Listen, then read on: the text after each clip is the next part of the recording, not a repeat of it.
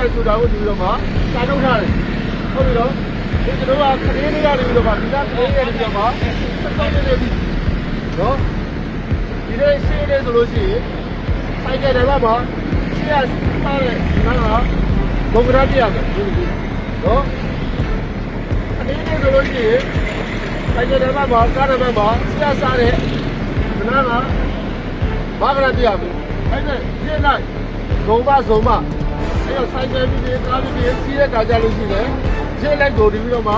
အဲ့ဒီဇုံမကားတွေဆိုင်ကယ်တွေပဲစီးခွင့်ရှိတယ်အဲ့ရအောင်ဒီပြီးတော့မှဒီကရရှိတာဒါရှိတဲ့ဒီကိုသူ့ဆက်တောင်းမှုလို့မှနိုင်ငံတော်ကတင်ဝင်စာထုတ်ထားတာအဲ့အတွက်ကျွန်တော်ကဒီပြီးတော့မှကလေးလေးရတယ်ပြီးတော့ဆက်သွင်းနေဒီကို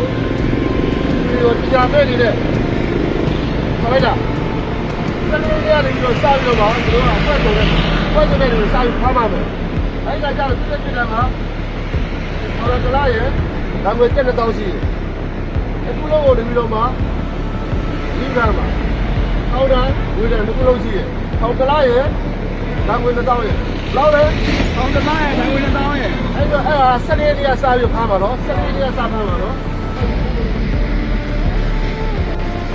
ဝေးတယ်နဲ့ကိုဘူးလိုက်ထားတာပဲမထားဘူးဟောမကြောက်ဘူးကွာဝေးတယ်နဲ့ဆောက်ပဲဆိုလို့မရဘူးအဲ့တော့အဲ့ရအောင်ဒီပြီးတော့မှ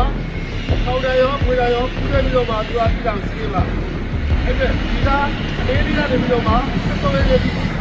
တို့ကတရားမေးလုပ်တာနော်ဒီကစနေနေ့စားပြီးတော့မှတို့ကစဖတ်ပါနော်စဖတ်တဲ့ကကြကျွန်တော်တရားမေးလုပ်နေပြီပါလေမှတ်စုံပဲစဖတ်တဲ့နေ့တွေပါလေတို့ကမှတ်စုံနဲ့ခမ်းပါ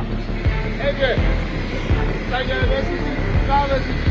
ကိုစီးရနေတာဘုံကမားရတာကိုကြည့်လို့ရှိရင်ဘုံရဲ့ဆိုလို့ရှိရင်ဘုံရဲ့